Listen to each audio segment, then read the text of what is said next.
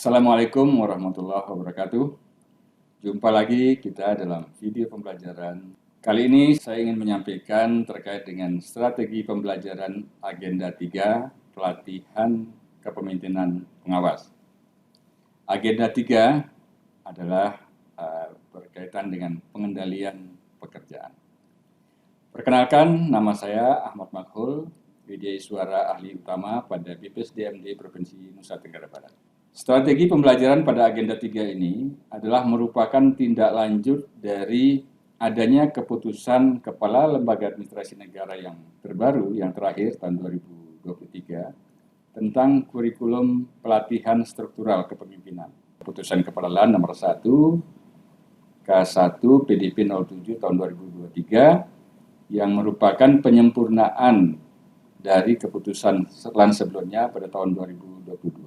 Agenda 3 yang merupakan satu kesatuan dari pelatihan kepemimpinan pengawas, Agenda 1, Agenda 2, dan Agenda 3 yang termasuk juga Agenda 4 terkait dengan aktualisasi, bahwa Agenda 3 itu lebih mengedepankan pada bagaimana fungsi-fungsi pelayanan yang dilakukan oleh pemimpin, oleh pejabat struktural, khususnya pejabat pengawas, itu dalam melaksanakan tugas dan fungsinya.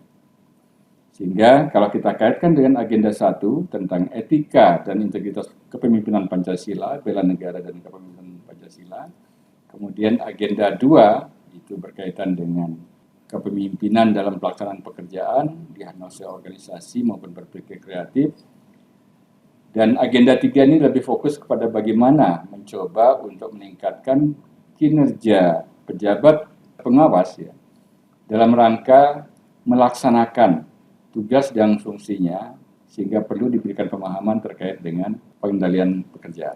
Agenda 3 yaitu terkait dengan pengendalian pekerjaan ini di dalam ketentuan yang ada pada keputusan Kepala LAN nomor 1 itu dengan total 76 jam pelajaran.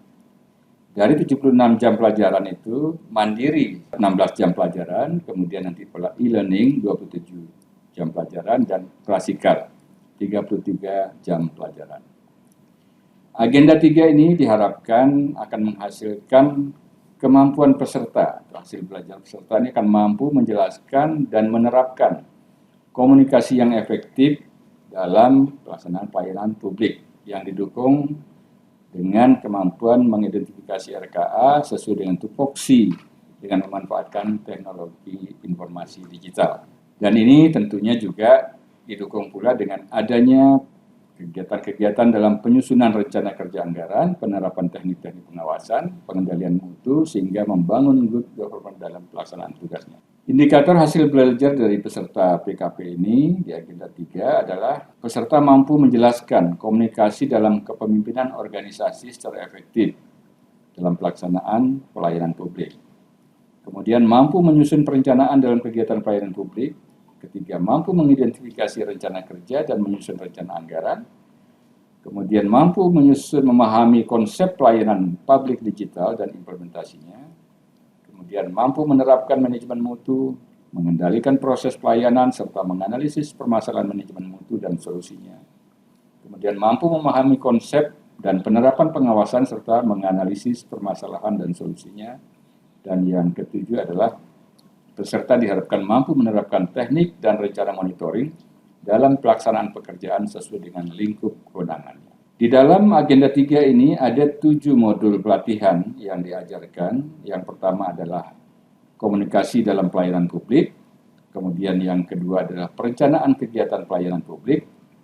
Yang ketiga, penyusunan rencana kerja dan anggaran pelayanan publik. Kemudian berikutnya adalah pelayanan publik digital. Kemudian manajemen mutu, manajemen pengawas, dan pengendalian pelaksanaan kegiatan. Berkaitan dengan 7 mata pelatihan yang diberikan pada Agenda 2, pola pembelajaran atau strategi pembelajaran yang diberikan adalah, kalau terkait tadi dengan kegiatan MOOC, itu 16 JP itu adalah tugas mandiri yang diberikan kepada peserta. Nah, di dalam tugas mandiri ini, peserta diberi kesempatan atau diberi juga tugas-tugas untuk membuat essay terkait dengan apa yang dipahami pada 7 mata pelatihan yang ada di agenda 3. Kemudian tahap kedua adalah e-learning. E-learning ini dilakukan dalam rangka mencoba untuk menggali atau memahami lebih dalam lagi, sehingga peran widyaswara, peran pengampu dalam hal ini adalah memberikan kesempatan dan memfasilitasi untuk pendalaman dan penguatan terhadap materi yang diajarkan. Di dalam e-learning itu dilakukan semacam interaksi timbal balik terhadap pemahaman antara pengampu dengan peserta. Jadi pada saat sinkronus itu diberi kesempatan dan antara pengampu dengan peserta akan dilihat juga kemampuan terhadap pendalaman dari materi-materi yang diberikan. Kemudian ada juga asinkronus juga diberikan dalam rangka lebih mendalami, dan ini juga lebih kepada bagaimana peserta secara mandiri memahami dan mendalami materi-materi yang telah diberikan oleh pengampu. Nah, sedangkan yang ketiga adalah klasikal. Nah, klasikal ini diberi kesempatan cukup banyak, lebih kepada bagaimana dialog secara langsung, secara tatap muka antara pengampu dan peserta, sehingga diharapkan dalam proses pembelajaran dengan klasikal ini, diharapkan peserta dapat lebih memahami secara teknis, secara detail terkait dengan 7 mata pelatihan yang diberikan pada agenda 3 ini. Nah, terkait dengan tugas mandiri, MOC, itu diberikan kepada peserta itu adalah penugasan individu. Mereka diberikan tugas untuk membuat IC sebagai upaya untuk menilai tingkat pemahaman peserta ya, dalam mengidentifikasi segala permasalahan yang muncul terkait dengan agenda 3. Nah, IC ini juga bagian dari evaluasi akademik yang akan dinilai oleh pengampu masing-masing peserta, sehingga pengampu dapat melihat tingkat kedalaman dari pemahaman peserta terhadap materi pelatihan yang diberi. Nah, dalam hal ini, pengampu atau widyaswara dalam diri hanya sebagai pemantik untuk bisa menggali sejauh mana pemahaman peserta terhadap materi yang diberi.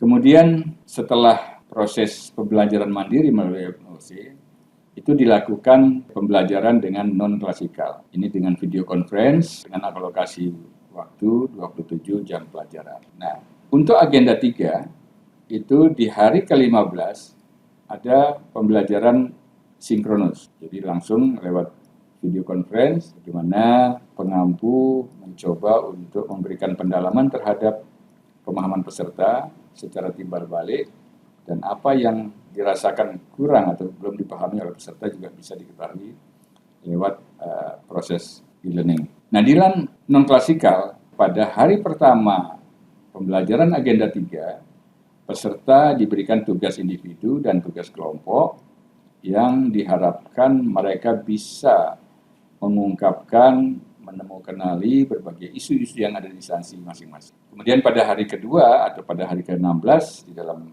jadwal keseluruhan, itu juga dilakukan pembelajaran secara sinkronus dengan membahas tugas-tugas yang sudah diberikan sebelumnya. Nah, sedangkan kegiatan-kegiatan yang diberikan pada agenda 3 di proses e-learning ini, penugasan individu ini diharapkan setiap peserta mampu menggali, mengidentifikasi, kemudian menentukan langkah-langkah strategis yang bisa dijadikan sebagai solusi atau alternatif di dalam mengatasi masalah yang dihadapi di lingkungan kerja masing-masing, dikaitkan dengan mata pelatihan yang diajarkan. Demikian juga dengan penugasan kelompok. Ada hal-hal yang diharapkan bisa terjalin, yaitu adanya komunikasi yang baik, adanya kolaborasi yang baik antara sesama anggota dalam satu kelompok, sehingga di situ terjadi interaksi yang bisa kita harapkan terwujud.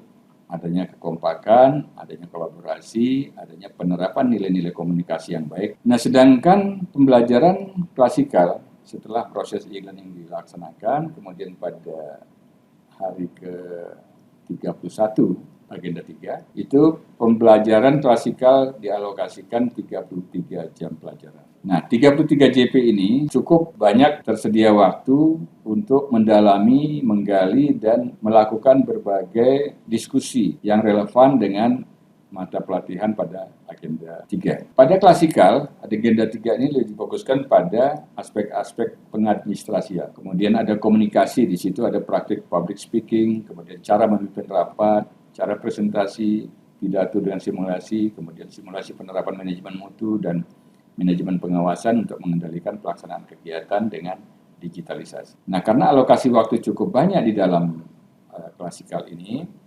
maka lebih diarahkan kegiatan-kegiatan alokasi waktu pada klasikal ini untuk menggarap atau melaksanakan tugas-tugas yang berkaitan dengan pembahasan studi kasus dan diskusi secara lebih mendalam. Nah, sehingga nanti akan ditemukan berbagai permasalahan atau kasus-kasus yang dialami oleh mereka di tempat kerjanya masing-masing, kemudian menggunakan alat-alat analisis yang mereka pahami untuk mengatasi masalah yang ada, serta dapat menggagas kegiatan-kegiatan inovasi yang mereka bisa lakukan, rencanakan di dalam rangka menyelesaikan masalah-masalah yang mereka hadapi di instansi masing-masing. Nah, tentu di dalam klasikal ini lebih kepada penggalian, pendalaman, dan penerapan dari peserta yang difasilitasi oleh penampu, sehingga diharapkan setelah selesai tahapan pada klasikal diberikan, apa yang menjadi tujuan pembelajaran dari agenda 3, terkait juga dengan agenda-agenda yang lain, agenda 1 maupun agenda 2 dan agenda 4, itu mereka dapat jadikan sebagai bahan untuk selanjutnya menyusun rencana aksi perubahan. Saya kira demikian strategi pembelajaran yang dapat saya sampaikan. Terima kasih atas perhatiannya. Wassalamualaikum warahmatullahi wabarakatuh.